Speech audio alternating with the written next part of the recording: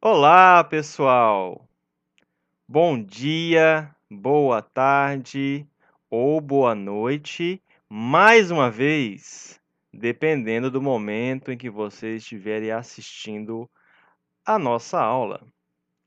E a nossa aula de hoje trata exatamente da oxidação dos ácidos graxos.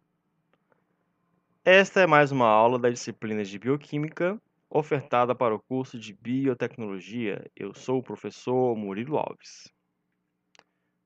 Então, continuando a nossa saga pelo catabolismo dos seres vivos, nós temos que, retomando, os estágios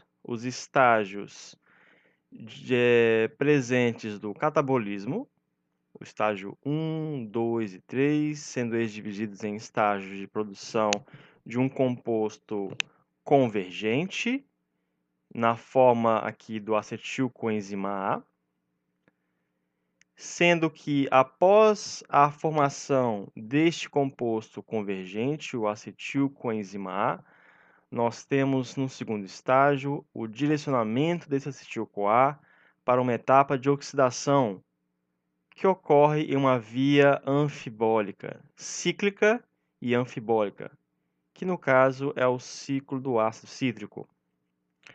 Posteriormente, então, após a rodada do ciclo do ácido cítrico, elétrons advindos do acetilcoenzima A, mas também de reações de vias de oxidação que ocorrem antes da formação do acetilcoenzima A, como no caso a glicólise, como no caso nós vamos ver hoje a oxidação de ácidos graxos e como vamos ver nas próximas aulas da oxidação de aminoácidos. Nós temos então que essas reações de oxidação irão então gerar, por exemplo, coenzimas reduzidas na forma de NADH e FADH2, que contêm elétrons advindos dessas reações de oxirredução. Tudo bem? E essas coenzimas reduzidas atuarão então como carreadores, como transportadores de elétrons advindos destas reações de oxirredução. E aí, esses carreadores irão ser direcionados para a terceira etapa do catabolismo geral, em que ocorre então a transferência de elétrons para o oxigênio molecular e a oxidação, a fosforilação oxidativa da molécula de ADP para formar a grande moeda energética do ATP, ok? Aqui nós estamos dando um resumo, do que nós já vimos até então, com relação ao catabolismo, que é dividido de modo geral para as principais moléculas energéticas dos organismos, carboidratos, lipídios e proteínas. Suas subunidades serão então direcionadas a esse estágio 1 de formação de um composto comum gerado por vias convergentes, que será direcionado para a sua oxidação completa no ciclo do ácido cítrico, uma via anfibólica cíclica, que por sua vez também irá gerar coenzimas reduzidas, juntamente com as coenzimas reduzidas obtidas dessas reações oxidativas das vias convergentes, que serão então direcionadas para o estágio 3, que envolve a transferência de elétrons ao oxigênio molecular e consequente fosforilação oxidativa do ADP-ATP por acoplamento do transporte de elétrons com a fosforilação oxidativa. Então, hoje nós vamos ver mais uma via convergente que irá gerar moléculas de acetilcoenzima A, e aí então nós sabemos o posterior destino dessas moléculas de acetilcoenzima A, caso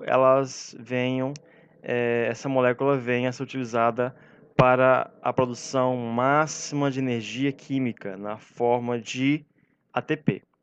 Ok? Nós também veremos na aula de hoje que há outros destinos possíveis para essa molécula convergente que é o acetilcoenzima A.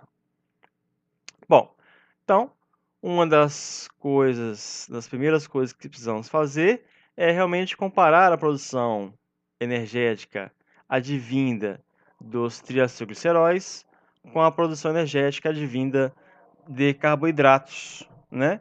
Analisá-los como verdadeiros combustíveis de armazenamento. Quando comparamos triacilgliceróis e carboidratos, nós podemos então verificar que a energia de oxidação obtida a partir de triacilgliceróis, quando essa oxidação ocorre de forma completa, ela pode chegar até 2 vezes mais, né, ou mais, além da energia obtida, dos carboidratos. Eles apresentam também uma inércia química relativa. Essa inércia química relativa, ela está relacionada com a presença de diversas ligações carbono-hidrogênio, ou seja, existem grupos muito similares a hidrocarbonetos nos triacilgliceróis, devido à questão das cadeias carbônicas longas dos ácidos graxos que compõem esses triacilgliceróis.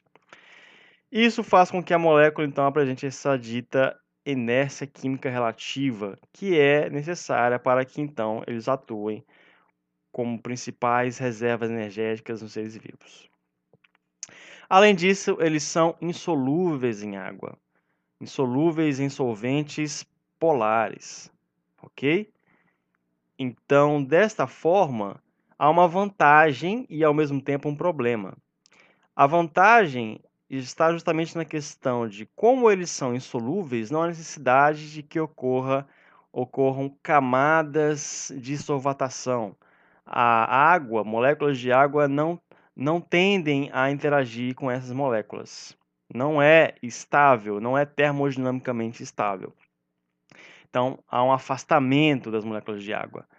Os triacilgliceróis, eles se agrupam entre suas próprias moléculas.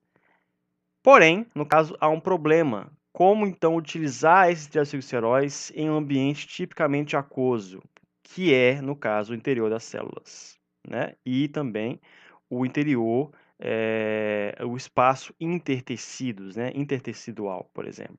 Então, nós temos então a vantagem de diminuição da osmolaridade, devido à questão da diminuição da camada de solvatação, e nós temos um problema que é a questão de uma necessidade de emulsificação, né, de separação dessas moléculas para que elas possam ser utilizadas. A emulsificação poderia ser aqui comparada, por exemplo, com o uso de um detergente para retirar gorduras. Nós temos que usar então agentes detergentes ou surfactantes para separar as moléculas de triacilgliceróis e para então com que essas sejam utilizadas como fonte energética. Bom, as células dos vertebrados podem ter ácidos graxos de 3 diferentes formas: gorduras ingeridas na alimentação, armazenadas em células especializadas, que são os adipócitos, sintetizadas no fígado para serem exportadas para outros tecidos. Esses triacilgliceróis, ok, que contêm ácidos graxos, né, que armazenam na sua estrutura 3 moléculas de ácidos graxos, essas reservas de triacilgliceróis, esses triacilgliceróis, eles são, sobretudo, sobremaneira importantes para determinados organismos, tais como, por exemplo, organismos que necessitam de fazer longos trajetos em migração, ou também animais que precisam suportar intempéries ambientais devido, por exemplo, ao inverno, como é o caso de animais que hibernam. No nosso livro-texto base, Princípios de Bioquímica de Leniger, vocês vão ver lá um quadro, dentro do capítulo de catabolismo de ácidos graxos, um quadro que trata, por exemplo, da hibernação de ursos, que é muito interessante, como que realmente os animais, como os ursos pardos, eles podem, por exemplo, apresentar uma grande reserva de energia na forma de triacilgliceróis, que será então utilizada para que eles sobrevivam ao período de hibernação, que também corresponde ao período em que ocorre um inverno rigoroso, né? Como esses animais vivem em áreas em que ocorrem mudanças sazonais, e essas mudanças influenciam, por exemplo, podem influenciar o metabolismo desses animais, pouco antes da chegada do inverno, ursos pardos, por exemplo, podem se alimentar muito mais, né, 20 horas por dia, e então utilizar essa energia acumulada, advinda, por exemplo, de carboidratos, de outros lipídios, da alimentação, e aí transformar toda essa energia na forma de reserva energética em forma de triacilgliceróis, que será então utilizada para a hibernação. E eles não precisam, então, comer, não precisam beber, eles não urinam ou defecam, justamente porque todo o organismo está adaptado a esse processo de dormência profunda em que esses animais estão inseridos. Então, aí nós temos, por exemplo, um exemplo da importância dos triacilgliceróis serem fontes energéticas e de serem fontes energéticas que possam ser armazenadas de forma muito eficiente. Bom, então nós precisamos ver, primeiramente, né, antes da questão do próprio catabolismo, né, da oxidação desses ácidos graxos, nós precisamos analisar como esses ácidos graxos, na forma, por exemplo, de triacilgliceróis, eles podem então ser digeridos, mobilizados e transportados, para que então possam ser armazenados ou prontamente utilizados. Bom, aqui nós temos todas as etapas, todos os passos para que então ocorra o armazenamento ou mobilização para a utilização dos ácidos graxos, aqui denotados pela letra AG, ok? Os triacilgliceróis são denotados pela letra TAG, os diacilgliceróis DAG, monoacilgliceróis MAG e, como eu falei também, ácidos graxos e glicerol. Aqui, no caso, tem um errinho aqui, ok? Bom, então, a gordura ela pode ser então advinda da alimentação. Sendo esta advinda da alimentação, nós precisamos então emulsificar, né, separar as moléculas a partir de agentes ditos surfactantes ou detergentes, tais como, por exemplo, os produzidos pelo fígado, né, que são os famosos sais biliares. Os sais biliares eles ficam armazenados na vesícula biliar, ligada ao fígado, tá? Um órgão muito altruísta. E aí nós temos diversas etapas, né? Na primeira etapa, as gorduras ingeridas são emulsificadas pelos sais biliares no intestino delgado, formando então micelas mistas.